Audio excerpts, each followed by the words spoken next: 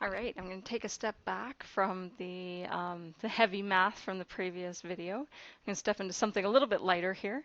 So the first thing I'm going to start talking about is the microwave wavelengths. So we can group these into bands as well, and there's more, but these are kind of the more common ones that you hear about. So there's two close-range graphing types of wavelengths. They are used for many other purposes as well, but for terms of remote sensing, they're only close-range stuff, and that is the Ka and K band. They are the shortest wavelengths of the microwave remote sensing. Then we have the Ku band, which comes next. This one is actually, I've used this one in the Arctic. And what it does is it scatters off changes in density. So it works very similar to almost like an X-ray, except that it can be done at a further away distance because it's a longer wavelength and doesn't scatter so quickly.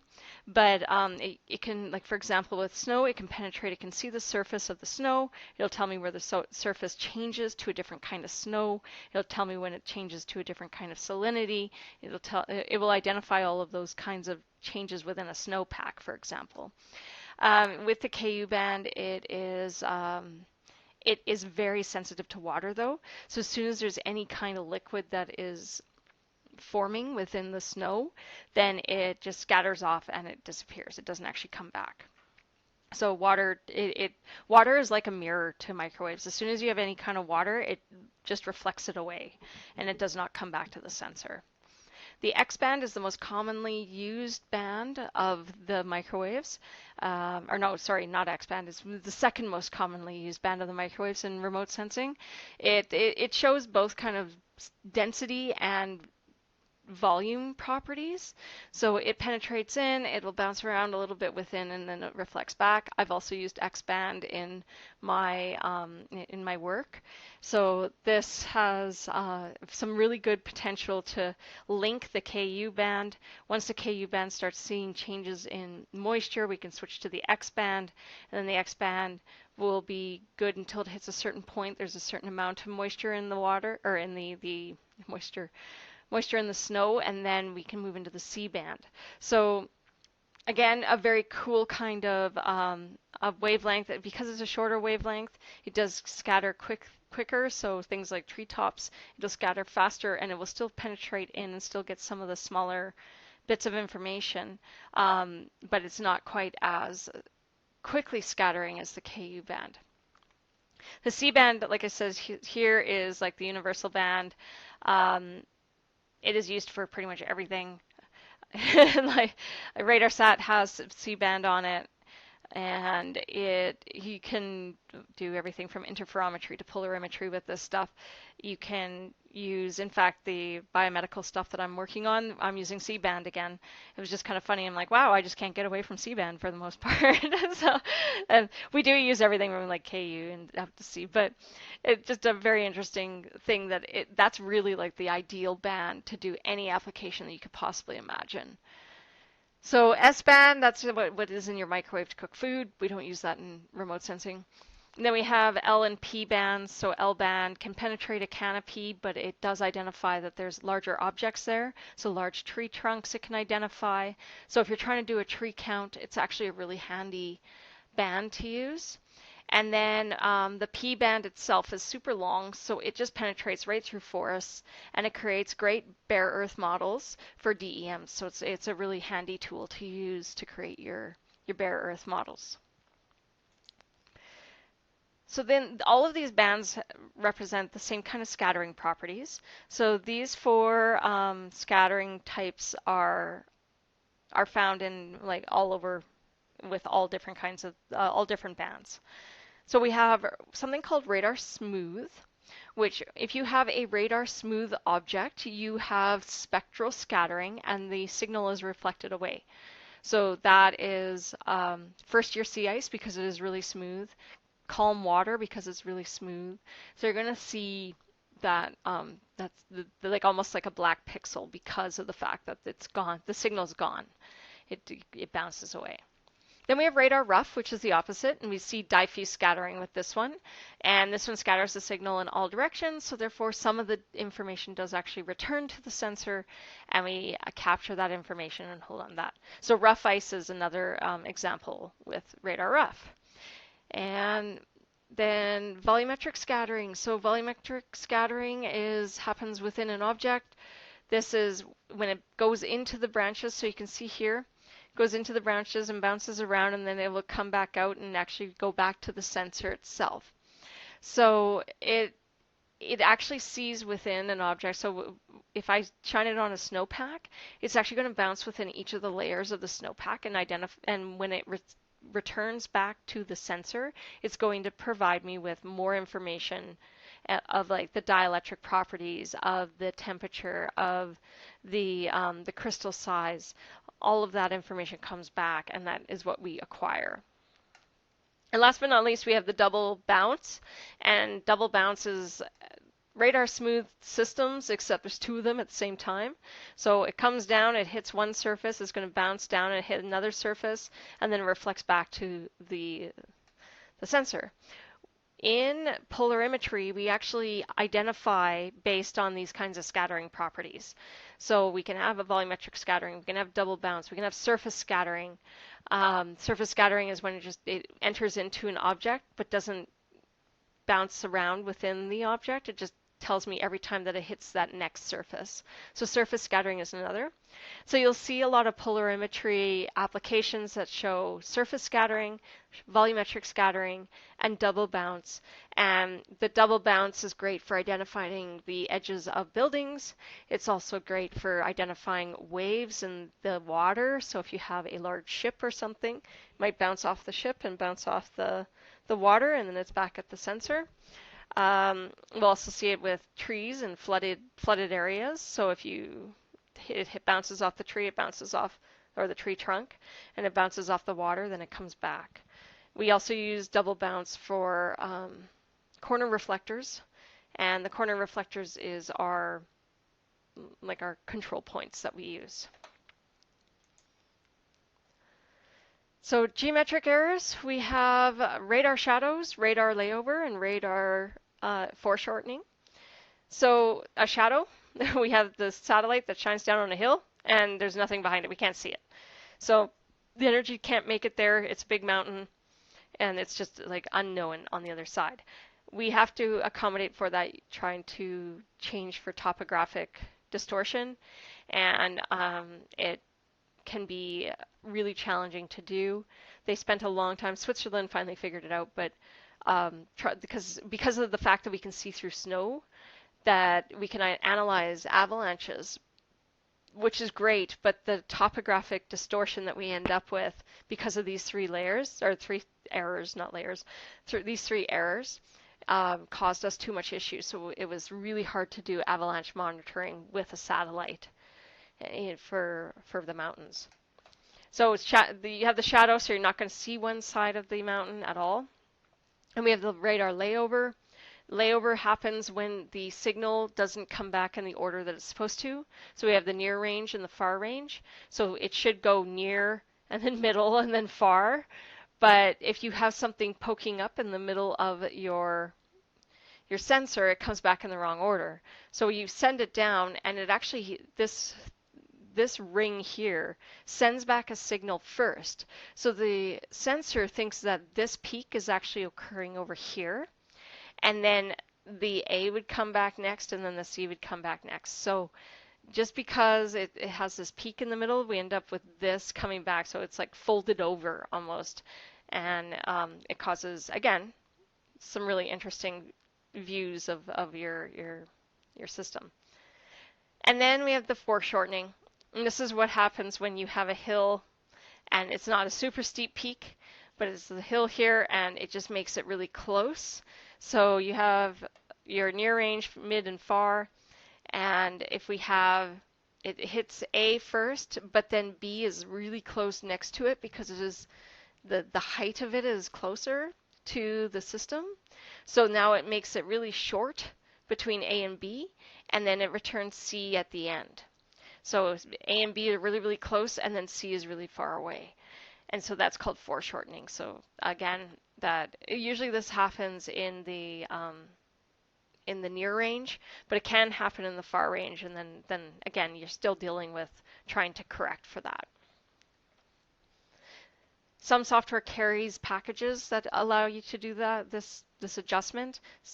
Most of the time, though, it's something that you have to program in.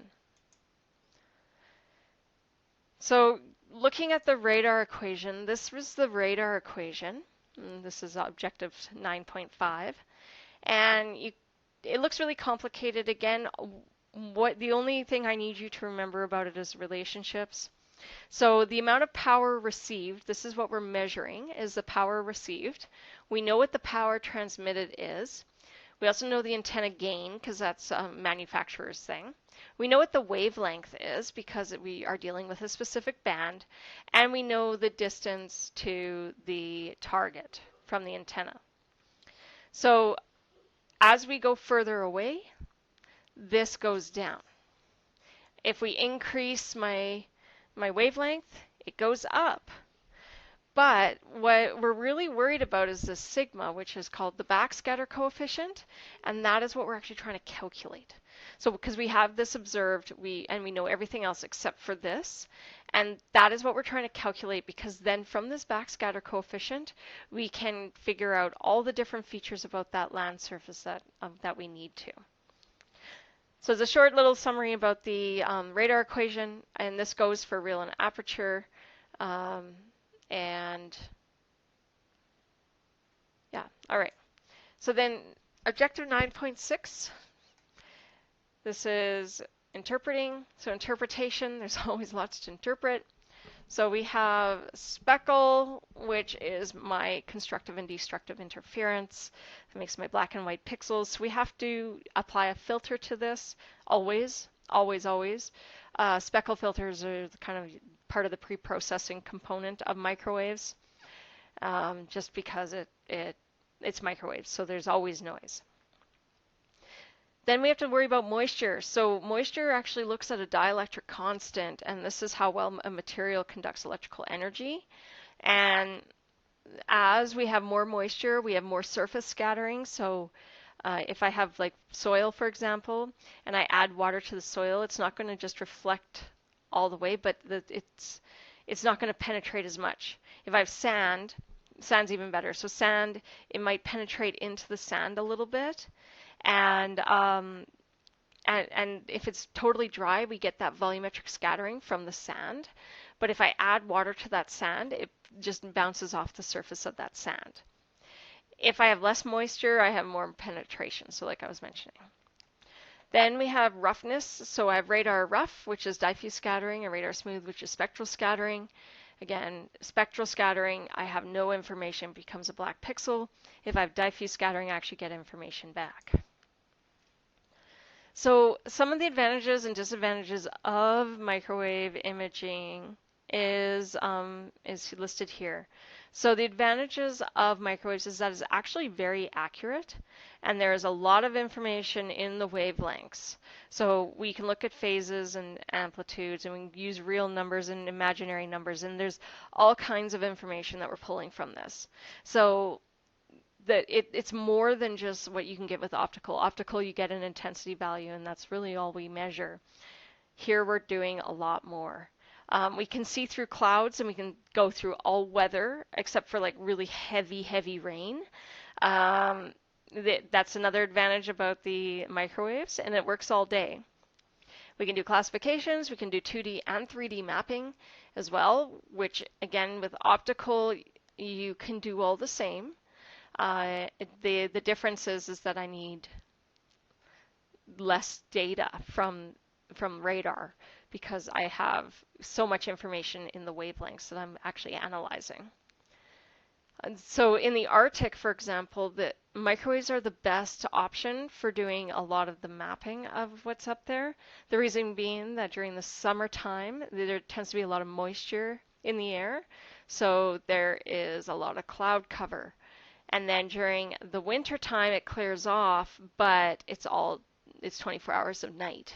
So microwaves can penetrate through all that and see what's going on, so that is why it's the best option. Disadvantages is that it's very complex and there's a lot of processing that happens. And it is a very fascinating kind because it is so complex, but you also get very large data sets. Like all the images are super, super big. Like you think that Landsat's big, just wait till you see microwaves. And you do need a good computer. You need something that can process well and handle large data sets. It also requires a very special skill set, and it is very expensive. So, in general, cost-wise, we can get some free radar data, but most of the time, a lot of these satellites are now being bought up by commercial companies. So, for example, the RadarSat constellation, it was the Canadian Space Agency that developed it, which would have been meant that everything would have been open source. But then MDA, which is a company from the States, bought it out, and now they do all the processing, so now they charge for it. So last but not least is the last one where we're talking about interferometry. I don't get into the math here just because there is a lot of math and you guys would be spending hours and hours and hours just trying to figure it out. So with interferometry, I take two SAR images from the same region from two different locations, right? So just like photogrammetry. So I'm going to take, kind of overlapping images. The only difference is that SAR, you can change the angle of SAR, and it's not because it's not pointing down. It's always pointing to the side. So your look angle needs to be the same for those two SAR images. So we're going to take those two SAR images, we're going to combine them using a baseline and brightness and phase observations, and then we combine them to create an interferogram. Once we have the interferogram, which is a fancy way of describing what it is, and it looks pretty psychedelic. That's like the psychedelic images I was showing you earlier. This is the composite of the phase interaction between the two signals. So you need to know the baseline in order to translate everything into phases and differences in phases of the topography. Once you're trying to calculate that difference in phase, just so we can figure out different heights, that's called phase unwrapping. It is really hard to get software that does phase unwrapping as as a built-in function because it is a very heavy process to try to unwrap an image. When I was doing my master's, it took 4 days for my images to unwrap. So I think things have sped up a little bit, but even then, like that was a good computer, and I can't say that computers are all that much super faster than what I was working with that. So in the end, after you've done interferometry, you create a topographic map so we can actually see visual changes in elevation and work with it from there. Then if we really want to see changes over time, we can use repeat pass interferometry, also known as differential interferometry. We use 3 or more images, and now we can actually use that first interferogram or the unwrapped phase interferogram to as a baseline, and then we add that next one into it using the same idea of baselines, brightness and phase, and making those comparisons, and then we can actually see how the land has changed. This is why we can see volcanoes breathing. We can measure the distances of earthquakes and how much has the land actually shifted. It's a very powerful tool. So that's interferometry in a nutshell without the mathematics. And if you are interested in the mathematics, I can certainly send them to you. So you can just message me and I'll be like, here's the math. You can also Google my name and put permafrost beside my name and my theses will show up, and you've got all the information you need to know about interferometry in there. So that is and it's only 130 some pages. So enjoy your read, and you don't have to, but if you're wanting to look into the math other than just this great overview that I have here, you can do that. So here's a whole bunch of references. You'll see that I've posted a video called Bats and Flying Pianos. They'll give you a little bit more of an overview of microwaves, which is it's like a 15-minute video, and it's got some good information. It's a silent video, so you have to be ready to read, but I so strongly suggest checking that out. So that is microwaves, and I know that it was a really quick overview. I know it's technical. It is a very complex type of remote sensing. So don't get too hung up again, like I said, on the math, like for example, the scattering matrix or the radar equation or Stokes vector. You don't have to memorize any of that because you can always look it up. And it's just knowing that they exist and what they are. And it's a definition. And so that is everything. So our last module is all on change detection, which you guys will be doing in your term project.